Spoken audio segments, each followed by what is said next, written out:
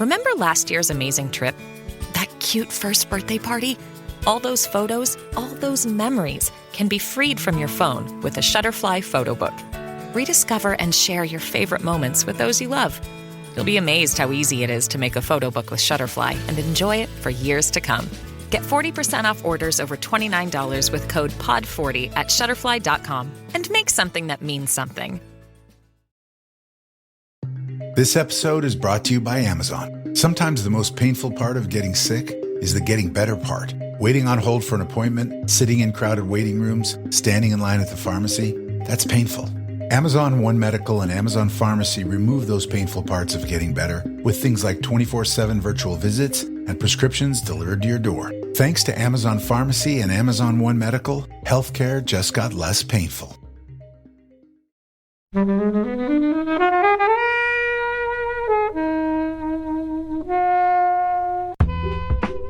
As I watch it as I get older, I love it more and more. It's just so much heart in it, and I know I love this film. I think it's great, and I do think it holds up. The look on his face as he realises this is what I've brought into the world, and this is I can't change it. There's nothing I can do. And this is kind of getting to Izzy's point about it being a fever dream. It's the roller coaster thing at the end, isn't it? I did get distracted. I did get bored by it. I'm not gonna lie, it was boring. And also at no point, the granny shrinks, but no point does Rick Moranis shrink anybody, which is confusing for me, because that's what he's meant to do. Hello everyone, welcome to Flixwatcher. Today we are reviewing Parenthood with our guest Simon. Hello. Izzy. Hello! And as always, Kobi. Thank you as always to the mighty people for the mighty, mighty tunes. And thanks to Ben from Rockwood Audio for his awesome editing skills. Please do remember to write a review and rate us on Apple Podcasts and anywhere you can do where you listen to the podcast, because it really does help us. And you can join in the conversation with us on Twitter at FlixWatcherPod and on Instagram at Flixwatcher.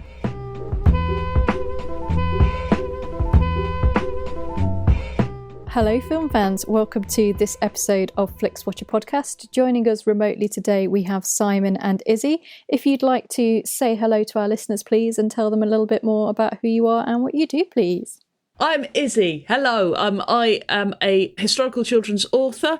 I am a podcaster. I do several podcasts. I do the British Museum Membercast. I do Making History on Radio 4. I do the Terrible Lizards podcast, all about dinosaurs. And I do the Z-List Dead List. But I also do another podcast with a man called Simon Dunn. Hello, I'm Simon. We do a podcast called setisoppO, which is where we work out the opposite of things that don't have a natural opposite. Like what is the opposite of a glass of water?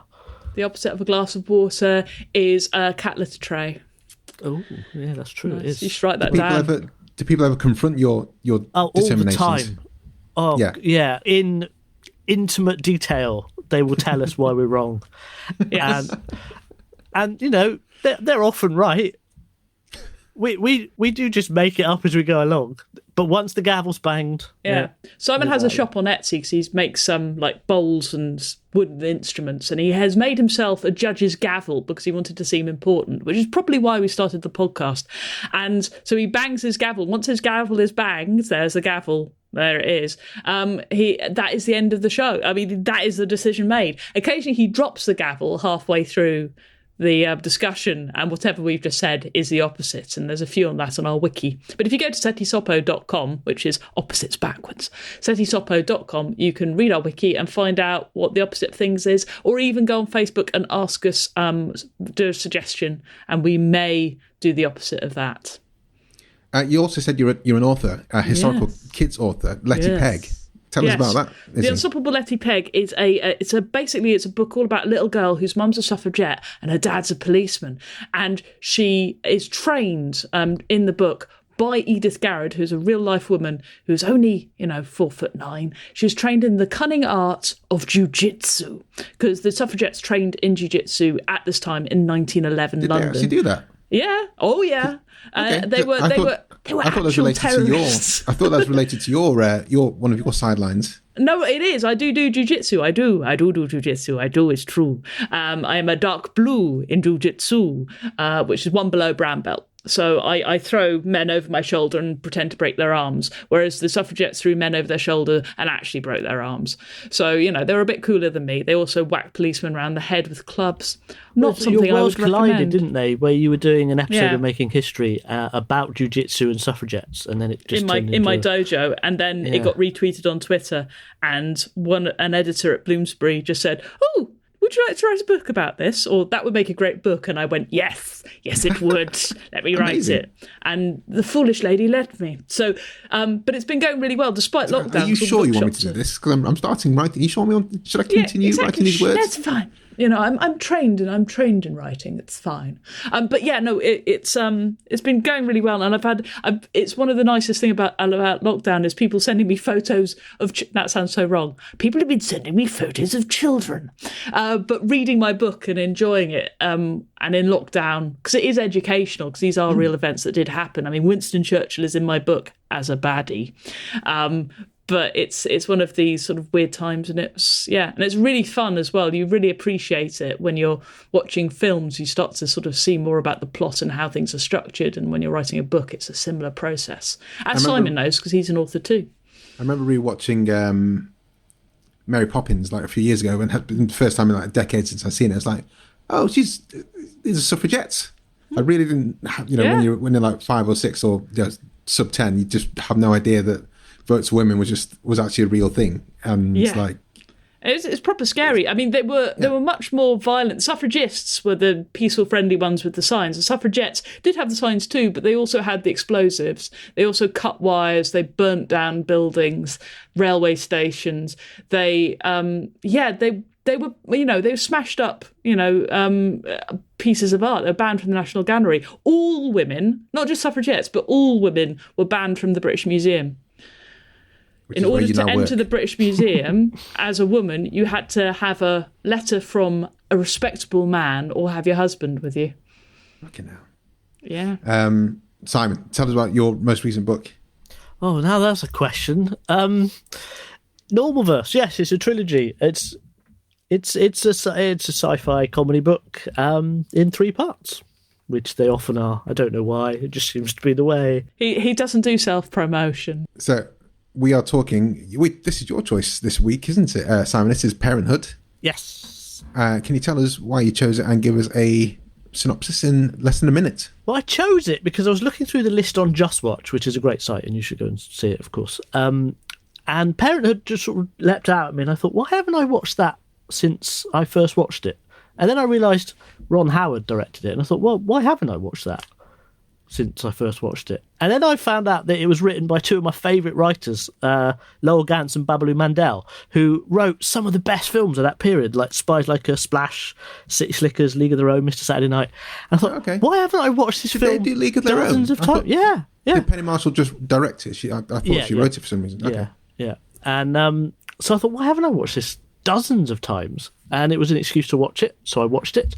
And it's about 3 generations of a family dealing with parenthood. It doesn't really have a plot, but we'll get to that. In that, it is literally about the experience of parenthood. It's based on a story by Ron Howard and the 2 writers. It's based on their own experiences as parents, really. The framing device is that Gill is having a crisis because he thinks he's going to mess his kids up the way his dad messed him up as a child. But it's more of a look at the whole family through the generations, really. Your intro begs a question. When did you watch it first? It was one of those, I would have been walking around the video shop picking out videos. So being Kevin Smith. 1990, 91, something like that. I don't really remember seeing it since then. I've seen a lot of Steve Martin. What does that make you like? Were you double digits at that point? Oh God, I got to do maths now. How old was I in 1990? No, you wouldn't. 89. I was 12, 13. So, yeah, older than I probably would have thought I'd have been when I saw it. Yeah, so it's a good question. Yeah, it's one of those films that kind of just fell off my radar. And I watch a lot of films. I try and watch a film every day, but he tweets about it every day, Yeah, and and it tells on Facebook's about Facebook it. and everything. It's like, I oh, know, again. it's quite scary, the amount of... on and on. Well, it's true. I mean, there's that thing that it's Adam Bloom who said it, Simon, I think, about how in order to be a good writer, you need to ingest, and trying to write something without experiencing a lot of arts and other, stuff going on is like trying to have a poo without eating. Is that how he phrased it? Was it? Yeah. He's like, it's Adam Bloom. That is definitely. Yeah, it's Adam Bloom. And he literally, and Simon's work is literally poo. So that's. It is also. I mean, that is true, but it is also because I'm lazy and have no friends. Well, also, we technically you can get away with not having any friends anymore, Simon, because it's lockdown. Well, it's better to have no friends, or at least not contact them face to face. Helen, what were your thoughts on Parenthood? When was the first time you saw it? So I think I was probably the same. So it came out in 1989. So I assume I would have seen. I didn't see it at the cinema. So add about. I think this was a 15 as well when it came out. So you probably. Yeah, I wouldn't have been, but I probably watched it like once every 2 weeks from about 1991 until about 1994 or something. I've seen this film a lot of times, and I've seen it quite recently because it's only just come on to Netflix. And I think probably the reason you've probably not seen it recently, Simon, is because I think they just stopped showing it like on TV. And to my knowledge, in the years that I've been watching Netflix, this is the first time it's been on there. So that's probably the reason for the gap. But yeah, I've seen this film a lot of times. What made you watch it so much? A lot. I just think it's hilarious. I think it's really funny, and I like the story, and I just think it's really interesting. Did you record it off the TV and wear the tape out? Possibly. It could possibly have been one of them, but we got Sky TV in 91, so it was probably on there quite a bit, and so I would have watched it on there. But I think basically when I first watched it, there's like different stages of humour. So when I was watching it back in the 90s, as about a 10-year-old, obviously found the diarrhea song hilarious, and also found the slipping around on his guts when he's doing the balloon animals hilarious. Cowboy Gill. And then a few years later on, obviously finding the vibrator scene hilarious. And then I think as you kind of get a little bit older, I don't have children myself, but having, friends with children, I can kind of appreciate some of the kind of other things going on in there. But it's so funny. Like Grandma has some hilarious lines where he's like, "Oh, Grandma, you're getting so small," and she just goes, "I'm shrinking," and she does a little roller coaster story and everything. And it's just got so many different levels of comedy. There's the kind of the physical, and then there's the slightly more highbrow stuff. Poignant stuff. It's just funny. I just like it. Izzy? I heard of this film when Simon suggested it for doing this podcast. You've never heard of it before? Never come across it. I consider myself, I've seen loads of Steve Martin. Never heard of it. What? Never seen it on TV. This is new to me. It wasn't even recommended to me on Netflix. So, and I watched it, and I did. And I found at no point... I know there's a couple of times I smiled, but I didn't enjoy it. I liked Helen Shaw as the grandma. I liked Keanu Reeves being very Keanu. I liked being freaked out by, is it Joaquin Phoenix? That's terrifying. Leaf Phoenix, as it was then. Oh, poor guy. Leaf Phoenix's real surname is Bottom.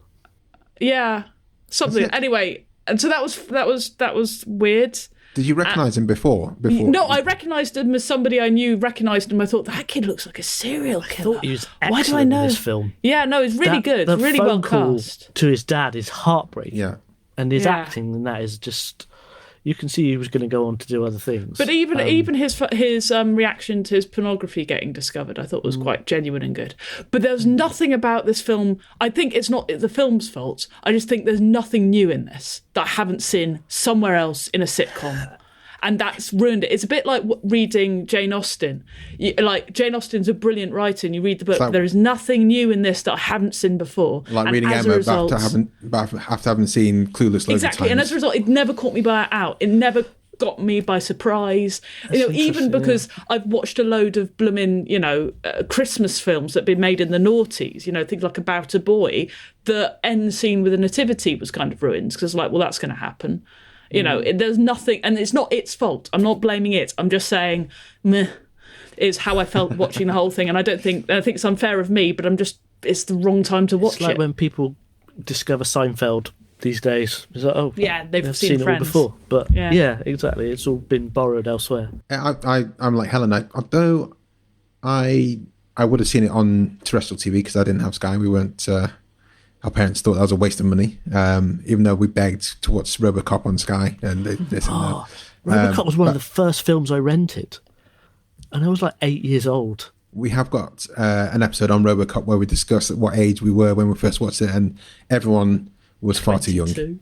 Everyone. Even at 22, you're far too young for RoboCop. But Parenthood, I loved Steve Martin, and so for Izzy, it surprised me you've never even seen it. But I remember this poster being in the cinema, and it's like holding the kids upside down. It's so it looked properly Joaquin zany in the good Steve Martin way. And I remember watching the first time and going, what is this? Sorry. It doesn't go where you think it's going to go, does it? As a film? Well, no, I mean, just that as a 10 or 11-year-old, when I watched it, I was like, this isn't Three Amigos. This isn't wacky zany Steve Martin. And I just didn't get it. So apart from not Porno Girl, that's Cowboy Girl. That's Curb Your Enthusiasm. Apart from Cowboy Gill, that was the only bit that was like Steve Martin to me, and like in the way I liked him to be on screen. But like Helen says, and also this is something I found like with When Harry Met Sally. The first time I watched When Harry Met Sally, I was like, I mean, yeah, I like Billy Crystal, but the more you watch it and the more you kind of have that life experience and you see where these things draw from, it's brilliant. I remember seeing a vibrator scene for the first time and going, what's that? Did you not like ask your mum what it was? Because I'm pretty sure I did. No, I didn't ask my mum what it was. Why are they laughing at this bit? What's so funny? No, I just think what she said. I just kind of classed it as more like an adult film where. What I didn't understand is why her vibrator was there. Because the lights were out and he was looking for a torch. Yeah. And it was her house, wasn't it? Yes. Yeah. Why would she keep a vibrator in? Why would he look there? Don't analyse jokes, Izzy. Okay. Stop it. Sorry. So I think it's just in a bedroom drawer or something. Yeah. Yeah. I think you're thinking it a bit too. It's not Inception. As it builds out, as I watch it as I get older, I love it more and more. This was my question. Is it a different film once you're a parent? I mean, my kid's like 9 months old, so there's less of that kind of. None of that stuff's happened yet. Right. But certainly, existential crisis awaits you. Well, this is it, potentially. But things like the Keanu Reeves scene where he's talking about everyone, you need a license to have a dog, but any son of a bitch can be a dad. That kind of scene, that scene for me, that's still one of my favourite Keanu bits ever. Is that one phrase? And there's so much heart in it, isn't it? It's genuine, and there's no point where you kind of think, oh, that's super cheesy or like really over the top. You think these are like actual conversations? One part of the film is so cheesy and proper 80s. Which part? Oh, is it the bit I don't like? It's there's one bit grand that I don't gestures like. Absolving shitty behaviour from all movies ever trope, where Rick Moranis out of nowhere just starts singing a song. That bit. It's awful. Yeah. I hate that as a trope anyway, but it's not even set up. It's not even, he used to sing to me, or that we sang that on our wedding. She has to explain that as it's bit. happening. God. Yeah. That's and it's the only scene in it that hasn't dated very well, because it's basically things that are basically meant to be romantic gestures, but are actually, he turns up to a place of work, humiliates her in her place of work, and you like to think this is romantic. It's not romantic. That's the only bit. So I'm glad you picked it out. It really, you say that's the only bit where it hasn't dated very well, but if this is set where it is set, at least one of them should be addicted to painkillers, surely, because now that's the big sort of you like kind of have a proxy rather than gambling or something like that. You I have think a Larry's proxy for probably that. a bit like that, isn't he? But you have a proxy for that with her secret eating as well. Yeah. Her acting out, quotes I mean, unquote. One thing that this film also has, I don't know if you play this game, but I play this game when I watch a film with Steve Martin, and it's called How Old is Steve Martin in this film? Who knows? And how old is the character he's meant to be playing? So this character is meant to be 35 in this film. He's 10 years older, isn't he? Yeah, so he he's looks 50. 44 he always looks 50. In this. So that's Good, that I'm glad game. he's 44. And apparently he didn't become a parent in real life until he was 67. Oh, really? That's dangerous. Blimey. Yeah, 2012. He went grey very early, didn't he? He was always grey, I think. Yeah. Even when he was doing like Saturday King Night Tut, Live. he was grey. Yeah, King Tut. You don't get to do King Tut, Simon. This is the You're thing, not grey. I hate it when the films are like, but you're 35. I'm like, what does that mean? Like when his Harry Met wife's Sally 10. was like, I'm nearly 40. I'm like, fuck. It kind of goes back to what Kobi was saying. He's kind of miscast at this point in his career. It's not what you expect a Steve Martin film to be circa 1989. And also, at no point, the granny shrinks, but no point does Rick Moranis shrink anybody, which is confusing for me, because that's what he's meant to do. You haven't mentioned Rick Moranis. I think this is another reason I think I was missold this film as a kid. It was like, Rick Moranis is in this, and hold on, it's not zany. What the hell is going on here? Steve Martin and Rick Moranis are both in this film, and it's not as zany as it should be. So I think that's what put me off. We were all just confused children because our favourite actors were being serious and talking about like things that were way boring and way beyond. It's really confusing, this film for me, because even looking at the poster, I just don't recognise it at all. And what's really weird is like the Parenthood logo with the line underneath is Home Alone in my head. It just looks like Home Alone, but it isn't. So this feels, when you're in a dream and it's really real and you're just going, actually, am I making this podcast up? Is this actually a real film? Because it lasted way too long. There was no particular plot. Long. It had a lot of familiar faces in it, and it feels like a sort of, a fever dream. I think Steve Martin is rightly casting it. I think what's happened there for the porno Gill, I keep on saying it, guys. Second episode of Curb Your Enthusiasm, there's a character called Porno Gill, and it makes me laugh every single time. It's played by Better Call Saul. Oh yeah, Robert Odenkirk, Porno Gill. So every time. Porno Gill. But yeah, sometimes you cast for the bit, don't you? And the Cowboy Gill part, and also one bit I really love is when Kevin catches the ball in the ball game, and Steve Martin just absolutely ecstatic with like delight, and the way he's bouncing across the field like that. Those are the two kind of Steve Martin bits, and they were the bits that were really in the trailers, if I remember rightly. I'm sure it would have been, yeah. So you think it's that kind of film all the way especially the through? intestines line. Yeah, it's like you're being tricked into pudding and you're getting cereal. Yeah, or I think that's something fair. worthy, like vegetables. I was just going to say one thing. We've talked about obviously Steve Martin and Rick Moranis, but the female cast in this is amazing. So you've got Martha Plimpton, Dianne Wiest, the Mary Steenburgen, Helen Shaw. Yeah, Helen That's the only Shaw. one I bothered looking up because I thought she was great, and I couldn't recognise anything else she was in. I can't remember the actress who plays Rick Moranis' wife, but they're all. She's not in just a lot like of 80s stuff, isn't she? They're not like carbon copies of each other. They've all got personalities, and they've all kind of got hopes and dreams, and they're all different. And it's just, I think when you look back at a lot of kind of comedies and things like this in the 80s, they don't, they haven't really kind of aged well. Whereas I do think this has. I think Helen, is it, hang on, I can't remember which one of the Buckmans that Gill Buckman's married to. Mary Steenburgen. But she's very bland in terms of wants and desires. Except she causes a massive crash on the freeway by giving her husband a blowjob.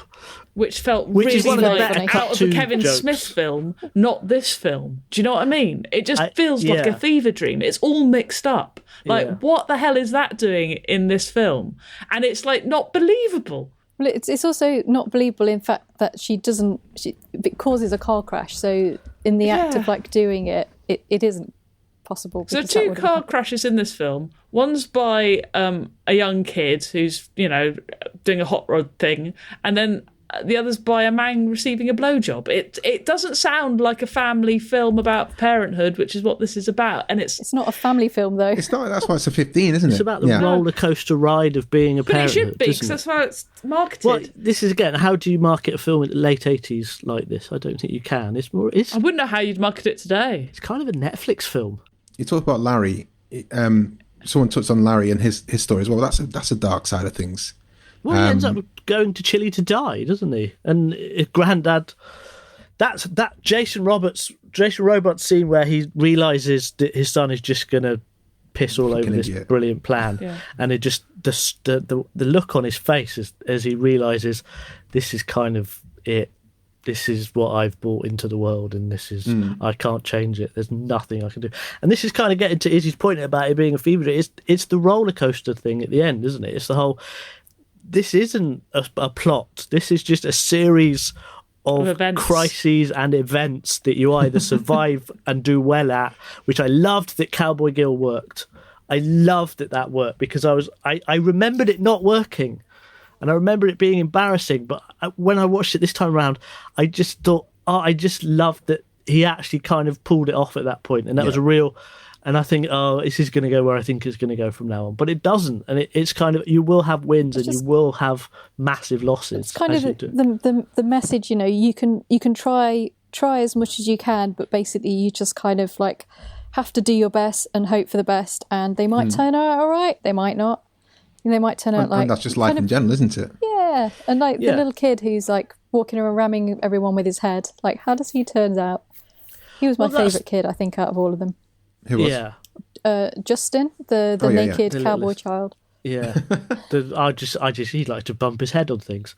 I take your point, is that stories, especially 80s stories, kind of need to have these big resolutions, and that it's kind of building up for that big sporting resolution, and that kind of comes before the third act, really. Well, the big resolution is everybody gets pregnant and has a baby because that's what women are for. It felt really sort of like, ew. And the fact that, and I actually quite like Todd's relationship with What's-Her-Face because that's, who I remember. But literally, Keanu Reeves and Plimpton. Exactly, but it is just this sort of weird sort of like, hey, they're teenagers, but they're married and they're having a baby and this is great. And you're just like, is it? I don't think it was ever great, but it was initially, let's not do this. No, it's celebrated a lot. It feels a real anti-abortion message. It feels bolted on, that ending, to me. Yeah. It feels like it ended and should have ended on that roller coaster shot. Yeah. No, on Steve Martin watching events unfold at the school play and the roller coaster noises. I think that was probably the original ending. And then they just went, no, everybody needs to be, a purpose is that it continues and the joy of the continued roller coaster of all the babies, and that's women's thing. I think it was more to show that, like, after having kind of like a shit time, that Garry's mum manages to like find love again and have a meaningful relationship. So, but does she? I think it was all about the bait and switch, wasn't it? It doesn't feel like a meaningful relationship. It feels like, hey, my son said that he quite liked the funny guy who's going to treat me right, even though he does nothing for me sexually or doesn't really interest me. He's just a dude who's kind. I'll have him because I need someone. It just felt a bit. I thought her the best whole thing moment depressed me slightly. That's. I thought her best moment was after the crash. This is this is what you have to do, and then she's walking away with the kid, and she goes, "I'll give it 4 months," and he's like, "What?" And he has this kind of what moment. Why did you lie to him? Well, his child has ruined at that point. But again, this is why I think that ending feels bolted on, and I think all the natural endings of the story feel right. And then, as Izzy says, I really didn't like that ending. The way it ended. I agree with the ending. I agreed in that. I think the main reason they had it is because because that I think they wanted that bait and switch where you're like, is it his baby or is it this one's baby? And it was never in our minds supposed to be Dianne Wiest's characters. Can I just also, for one who's slightly, doesn't like going to the gynecologist at the best of times, delivery rooms are not a place of joy for most of us. They're a place of exhaustion and pain. And then you're going. And then they always show this baby coming out of this woman that's at least 3 months old. And you're just there going, oh my God, no! It's just like a horror film. At least she was drenched in sweat. It's very hard to source newborn actors, I think. Yeah. Well, exactly. So generally, don't like, show that bit. Whip them off as soon as they've been born to go. Why Fancy show being that a bit? There's a company in Hollywood that specialises in making newborn generates babies. specialising in babies. Not Yeah. real ones, obviously. Puppets. Yeah, they never look good. Baby though. Yoda. Yeah. Baby Yoda, exactly. The one in That is one scene that's screamed out for CGI. No, it's not. There's one in the film The American Sniper. They had a fake baby in, and it just looked odd every single stage. But I think we should head to the scores, guys.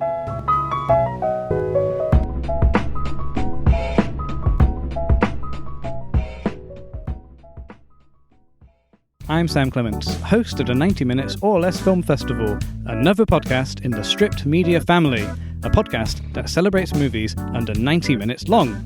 Each episode, I'm joined by a special guest who selects a movie to join our prestigious lineup. Past guests have come from the worlds of film, television, music, food, comedy, and podcasting. Search for us now on the app you're currently listening to this podcast, or join us at 90minfilmfest.com.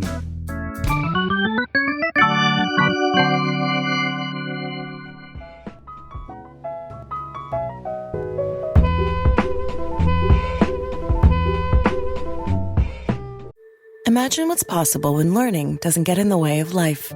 At Capella University, our game-changing FlexPath learning format lets you set your own deadlines so you can learn at a time and pace that works for you. It's an education you can tailor to your schedule. That means you don't have to put your life on hold to pursue your professional goals. Instead, enjoy learning your way and earn your degree without missing a beat. A different future is closer than you think with Capella University. Learn more at capella.edu. Welcome to the Flixwatcher scores. All of our scores are out of 5. You may have decimal places if you wish, and we will start with you, please, Simon, with your recommendability. This is a tough one because it's long. It's too long, but it's not too long. It's the right length. It's not The Godfather. But I looked at it, I thought, this is 2 hours. I thought it'd be like an hour and a half. I don't know. I've been kind of going back and forth on this. I would definitely recommend it.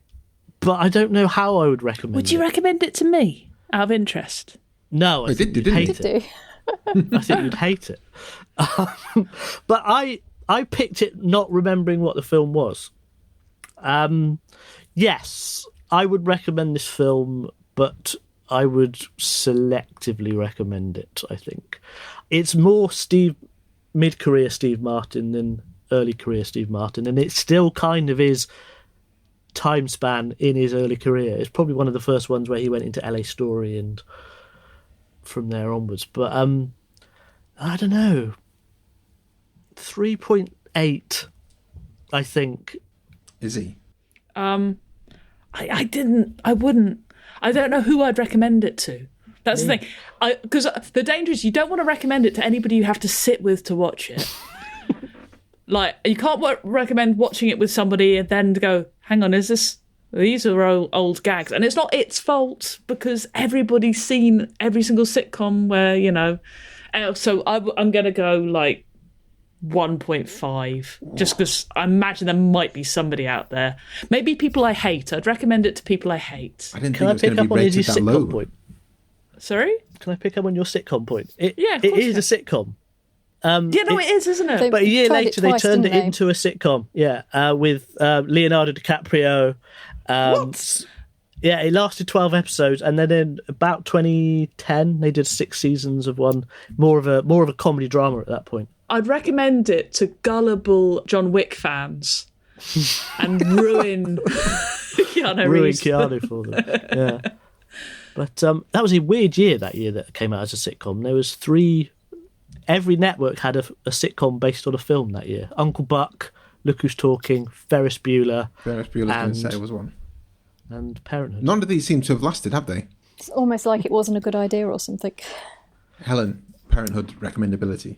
I mean, You like it, though. I know, Yeah. I love this film. I think it's great. And I do think it holds up. I don't know whether I would recommend it to children the age of when I saw it the first time round, because I don't think they're going to get the most out of it. But yeah, I'm going to give it 4.7. How much of your love for it is nostalgia, do you think? And I don't mean that in a derogatory way. I'm just... 4.7, you just gave it 4.8. Oh. Yeah. Izzy's watching me as So I a type in. fair bit of it. So I watched this because we reviewed Step Brothers, which Mary Steenburgen is in, and I had to watch Parenthood straight afterwards to cleanse myself of Step Brothers and watch something good that she was in. And if you like Step Brothers, by the way, Step Brothers is available in our... You can listen to our episode about it right now. Listen to me give that 0 and 1. All spoilers. Listen to me have my feelings about that one. I watched that in the cinema. Did you? Yeah. Oh, dear. So, yeah, that time, because that would have been the first time I'd seen it in a long, long time, was quite nostalgic. I don't know. I think it's just so much heart in it. And, you know, I mean... Ron Howard, I can't remember when the last time I watched a Ron Howard film that I really enjoyed. What's he done recently? Rush. Can anyone remember anything? Did I'll have Rush. to look in a second, but Han on Solo that Ron Howard film. point was something you picked up on, Si. I didn't realise, I think it was only this time rewatching I realised it was a Ron Howard film, and that was because for some reason I wasn't paying attention to the opening credits, and then Clint Howard was there. I was like, oh, he's only in Ron Howard films. Must be a Ron Howard film. Yeah. I was waiting for Clint Howard to appear. I was like, he's got to be in it. It's a Ron Howard film. He must be in it. And he had a really good role in it. It wasn't just a little throwaway thing. I thought it was quite good. No, it's got Randy Newman on the soundtrack. Yeah, it's got all those that just reminded me of Toy Story at the start. It was strangely musicless. The whole thing, I think it's strangely too real. Yeah, It depressed me, to be honest. It really made me just go, well, what's the point? Oh, there is no point. Thanks. Well, that's the point of the film, is it? Yeah. I know, and I don't see that as a comedy thing. If you should have, cigarette warnings on it going, this film makes you want to slit your wrists. But it's that sort of like, oh gosh, there really is no, and he's just going to repeat the same father's mistakes, and that little headbutting kid is going to steal his car. You can just see it coming. And Keanu's going to leave, and it's all going to be rubbish. But hey, for this moment here, where the woman's just, recovering after giving birth, is brilliant. But isn't that a critique of the 80s in and of itself? Maybe. There are no happy endings. I'd rather, watch Blade Runner for a critique of the 80s, even though it's 90s, but shut up. The last Ron Howard film that I watched was Solo, a Star Wars story. He did all the Dan Brown films. Oh, really? Okay. Oh, did he? Did all the Dan Brown films. Did Rush, which is a really good film. I recommend Rush. Oh, okay. Apollo 13, of course. Oh, yeah, that's good. And he did that That's not Beatles documentary, recently. 8 Days a Week, which is really good. But like say, the writers pulled off the same trick, I think, with City Slickers, a film that you thought was going somewhere completely differently than it did. A lot of heart. I recommend any of their films, actually. And like I say, it is funny. It's just that I've seen all the jokes before. But Nothing shocked me. How much can you slight it for that? I know, exactly. This is the point. I'm being really unfair, but I can't recommend it to anybody I know because they've seen all the jokes as well. Unless I was recommending it to a 9-year-old who's a bit out there and didn't mind talk about vibrators. What's your favourite film from when you were younger, Izzy? That's honestly Jungle Book. There you go. I watched the Jungle Book endlessly. It's brilliant. Love the Jungle Book. Shere Khan Tiger confused me. I loved Lion King. I loved Prince of Thieves. I remember seeing that. I also watched Pulp Fiction before I should have, and I really quite like that. I think Pulp Fiction is a good example where people, if you were to watch Pulp Fiction now for the first time being 40, you're probably like, I think like the linear narrative of Pulp Fiction was like rarely done, or if ever done well. But now that happens all the time.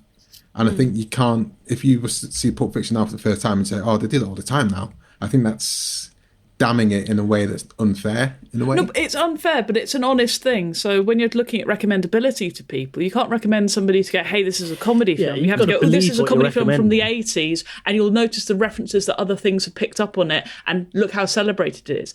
Like, Harry Met Sally as well, you brought it up earlier in this thing, is another film where it has been ruined by the culture that we grew up in before we got to see it. Well, yeah, because everything's set in New York, whether it's a sitcom, whether it's Seinfeld or... Yeah.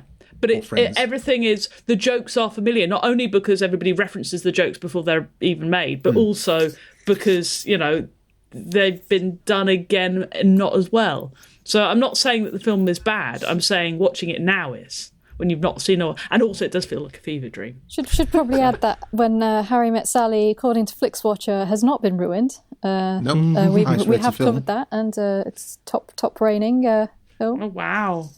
This little crown. No, I watched When Harry Met Sally recently, having never seen it before, and yeah, never mind. I remember maybe it's just I don't like films. Izzy phoned me up after watching that and was trying to. You were trying to explain what the film was, as though I didn't know what it was, and it was very strange. You're like, but yeah, if you haven't seen the film, you haven't seen the film. Yeah, if you haven't seen the film, you haven't seen the film. It's It seems like you got a weird 80s blind spot with Izzy. I do. She's I younger do. than us. Well, I was just a bit too. I was the wrong age, and like 70s films. I've seen quite a lot of 70s films, so I think most of the Woody Allen films that I've watched are from the 70s and stuff, and so it's just a bit of a jump. And the 80s just feel really awkward and odd in my head because they were awkward. Home Alone. When I was a kid and I watched Home Alone, I just watched that, just going, well, this isn't funny. Oh no, this is terrible. Oh no. I was just like, I've been left behind before. This isn't good. Just took it really seriously. Yeah, how much of this is your own baggage, Izzy? Right? Yeah, possibly. Batman. I like Batman. I remember watching that on the TV in my mum's attic. Yeah. I'm going to go for 4.5. Wow. Who do you recommend it to watch? Who? Anyone. People who people who like human comedy, beings, new parents, people who might have seen it when they were I recommend it more readily now to people over 30, because I think it does resonate more. So yeah, 4.5. Repeat viewing score. Simon. So I've seen this once in 1989 and once in 2021. So that's a big gap. I think I would sit down and watch it again in a couple of weeks, to be honest, just to kind of get my head around it a bit more. I remember having Roxanne on video, and I watched the snot out of that because Steve Martin is just so watchable, and I can understand why Helen watched it so much on tape, because I don't know what it is, but back then I know everyone's good because there was there wasn't enough channels on, but there was still stuff on that you could have watched. But we used to watch the snot out of tapes. Yeah, absolutely. Didn't we? So we're CFAX. There is because you couldn't just dive into it. You couldn't just click on a thing and type words in and be disappointed. But you would watch it twice a day sometimes, or twice a week, or something. The amount of times I watch Twins, for example. Yeah, exactly. Unreasonable. Yeah, Twins is a great example. Yeah. So I don't know. I'm kind of in a weird place with repeatability, rewatchability. Again, it's gonna be near 4, 3.9. I personally would watch it more than I think other people would. 2.9. 3.9. 3.9. Izzy. I'd go with quite. I'm going to watch it again because I've obviously missed something. Because I really, I'm going to watch it again because it's a fever dream, and fever dreams always require a rewatch. So I'm going to give it 3.5. Helen. That's surprisingly high for someone who didn't enjoy it the first time round. Well, yeah, but just because I don't enjoy something, no, 3.5, not 2.5. I like the way you're checking me. On the Good. scores. I'm checking it because it's important. Otherwise, I'll get too low. Well, it's obviously struck a chord. If you would want to watch it again, there's something. I had a. It was a bit like. Maybe I'm just, not in the right frame of mind in general. But it's just, it freaked me out a little bit, and I probably will watch it again just to check. How much of it was the disjointed, what you expect to what it was as well? I didn't expect anything. Okay. I didn't know what I assumed it would be like one of those Hallmark films, to be honest. I assumed it would be like more romantic comedy. So that's a huge disjoint, isn't it, from expectations? Well, not really. It felt like that, except with vibrator jokes in it. So to me, it felt a bit like watching, I haven't watched this film, okay, but it felt like watching The Nativity. I have not watched that film. That's what it felt like watching, but with dildos and Keanu Reeves with his top off and like really casual attitudes to unprotected sex. That's what it felt like. It was very odd. So I have to watch it again just to go, what? Helen. It was definitely this and Father of the Bride. I remember going to see Father of the Bride at the cinema. I saw Father of the Bride. And then when it came on to like video or whatever, like watching the shit out of that as well. That was on telly. I was half expecting him to tear up hot dog packets in Parenthood because of Father of the Bride. There's a moment where he had it all in there. I was like, oh, he's going to do it. And I remembered it was a completely different film. But yeah.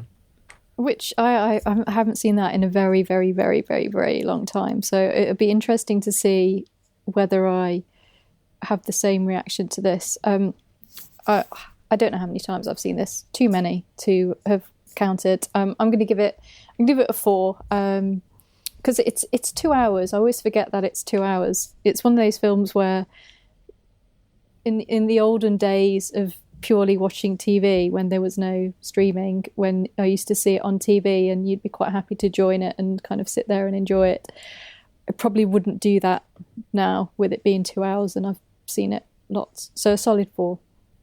I'm going to go for 3.8 here. I've only seen it a handful of times, and that's because I guess I didn't really enjoy it the first few times, but enjoyed it more going forward. But I don't think it's going to be something I revisit all the time. So 3.8, small screen score. Simon? It's a film that it doesn't need to be seen on a big screen at all, does it? There's nothing cinematic about it. And I don't mean that in a derogatory way. It's not hating on Ron Howard. No, I think Ron Howard is incredibly cinematic director. There's some incredibly cinematic shots in it. There's that shot where Dianne Wiest is emerging through the smoke at the drag race. That's a proper 80s cinema shot. And the shot where 80s as well. Joaquin phones his dad, the camera comes back from her, really puts her small, shot. And then it's not a dolly, it's not a contra zoom. It comes back and then it moves round and sticks a window in front of her. Mm-hmm. That's properly cinematic, but again, that works on the small screen. So small screen score is 4.9. It's absolutely fine. Izzi? I'd say it's definitely recommended on the small screen. Other than it might be nice to watch it with a friend. So if you watched it in the cinema, surrounded by people, so you know you're not mad, or you are mad. Did you watch this alone, Izzi? I did watch this alone, and I think that might have been the issue. I watched it quite late at night alone, and maybe my body was geared up for a horror film. Did you not even have a cat? I was waiting for the monster to come out and, kill everybody. I'd go with a 4. Helen? I've never seen this at the cinema. I've only ever seen it on TV. Would I go and see it at the cinema? Not sure. I don't know. Maybe if we get cinemas back, how long would it be at the cinema? The Prince Charles might do kind of like a Steve Martin season or something like that. But like with all the trailers and adverts, it's going to be a 3.5 hour showing, isn't it? Prince Charles do 12-hour sit-ins, so that'd be nothing on them. This is nothing for those LA kind Story, of people. Roxanne, Three Amigos, Parenthood. There's that quintology. Yeah. So I'm going to give it a 5. I don't think you need to see it at the cinema, and it's 2 hours, and if you want to have a break and get a cup of tea, you can. So yeah, 5. Yeah, I'm going to give it a 5. Probably want to watch it at the Prince Charles Cinema, so perfect for home viewing. Simon, engagement score? I'm going to be honest, I stopped it a lot whilst I was watching I think this. you can do this quite episodically. Yeah, it does feel it is an episodic thing, certainly. Again, I had to watch it on my computer, which is not something I normally do. I'm normally watching films on the sofa. And I wasn't stopping to go and look at Twitter, or I wasn't being distracted by anything. I just needed a break. From the kids. Not even that. It was just, okay, I need a moment to let my brain process what I'm watching. This isn't the film I was expecting it to be. So I guess that was really engaging. At what point did you first realise that it wasn't what you thought it was going to be, or what you remembered it? I wrote notes, and I wrote about 20 minutes into it. I can't remember what it was particularly that was, this isn't the film I thought it was going to be. I can't remember, to be honest. I Was can't it remember Keanu what it Reeves was. in Tighty Whities? It could have also been called Boomer Entitlement, I realise. Yeah. There was an awful lot of that Boomer Entitlement in it. But so I was engaged to the point where I had to stop to let it process. Does that make sense? So I was going to give it a low engagement score. Yeah, so I'm going to give it a high engagement score, counterintuitively. I'm going to give it a 4.5. Izzy? I'm going to give it a low one because I did get distracted. I did get bored by it. I'm not going to lie, it was boring. And there are bits... Yeah, you want to watch it again? Okay. Yeah, because I'm wrong. Because I respect you guys' opinions more than my own brain. So I'm going to watch it again because, don't get me wrong, there is no bad casting in this. And there is no bad writing or directing. And yet, why? I fast-forwarded through several bits, including... I just found the song too embarrassing for words. That was a bit... I passed through the nativity thing, so I got it. Once the roller coaster music started, I just got that. Come on, let's get on with it. So I'm not going to give it a high one. I'll give it a 2. I've never heard of anyone who fast-forwarded through bits. Really? Helen, when you know where they're going? Do you know no. what? I do that with musicals loads because I hate music sometimes. If I hate the song, I'll put the captions on so I understand what they're singing. Yeah, you love him, whatever. And I'll force forward so I don't have to listen to the music. Only on a few things. But yeah, I've done that with Les Mis before. So you just pretty much fast-forwarded the whole film then? Yeah. Izzy? But I got the plot. What was your score? 2. Helen? What's this engagement? A solid 4. I mean, you don't need to be glued to it. It's not a thriller. You're not going to not fair. know what's going to go on. But then still, it's very rewarding to watch, and it just about holds its runtime. I think if they did a director's cut, they could probably shave about 20 minutes off it. A short director's cut? Yeah. Interesting. Well, I don't think it would have the ending. I genuinely don't think that would have had the ending in the director's cut. I think that's a test screen. Ron Howard. Cut the ending off so it ends with the roller coaster and ditch definitely. the Rick Moranis singing screen, and it'd be perfect. God. But I think you need I think you need that bit in order to prove. But that should be in order to prove what a dick he is, and therefore she should leave him and take the baby. Yeah, she should go. I'm still leaving you. Yeah, and take the baby away. That would have been realistic. That's how. Yeah, that would have been a nice ending for that. Although they had the heartache with Larry, I guess, so maybe they didn't want too much heartache I thought it in was a one roller film. coaster though. It's got to go back up. I And the like granny roller should have coasters. died. No, And Don't say that. but it's her getting into the car. That's the one time. That's the second time I smiled. It was her getting into the car. That was good.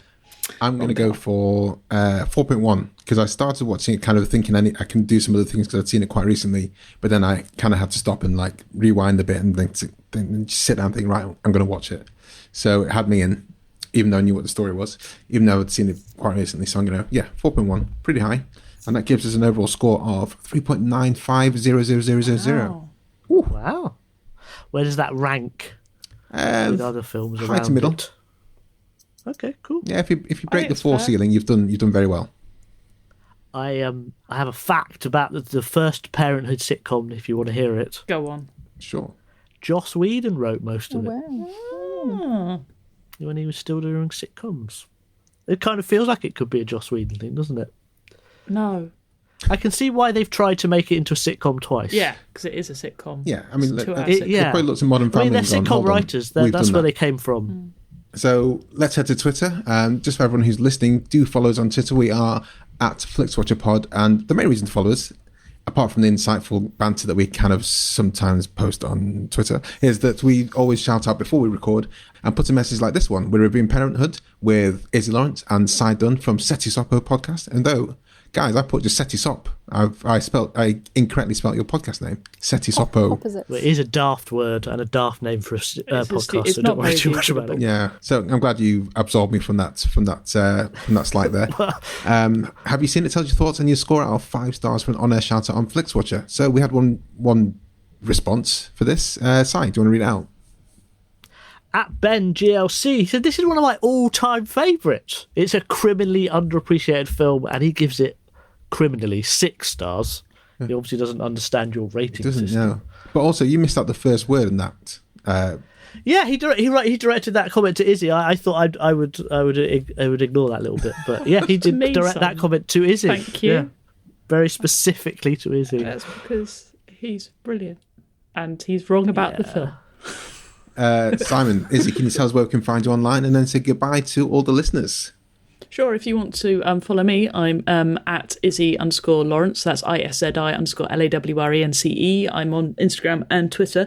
I'm also on Facebook if you go to Iszi Lawrence UK, and I am on the internet as me. So if you just go to iszi.com, you will find me. Come buy my book and listen to my podcast, particularly the dinosaur one. Not setisoppO. Which is setisoppO.com if anyone wants to listen to our podcast. If you Google Simon Dunn, by the way, you might get a lot of naked chocolatiers and sexy men. Yeah. Simon Dunn, 3 results. You're either a chocolatier, a sitcom nerd, or a Olympian bobsledder who gets his kit off a lot. And one of them is the one who's speaking now.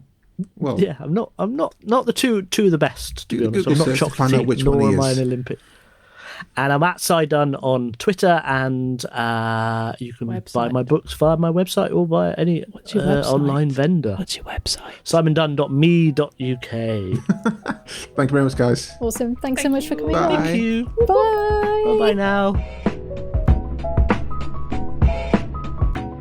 Enjoyed this episode of Flixwatcher podcast? Why not leave us a 5-star review on iTunes? You can also follow us at FlixWatcherPod on Twitter, and we're at FlixWatcher on Instagram. Thanks as always to the mighty people for their mighty tunes, and Ben from Rockwood Audio for his awesome editing skills. If you're looking to get your podcast edited as sweet as this, get in touch with Ben, and that's Rockwood, ROKK Wood Audio. Tell them Flixwatcher sent you.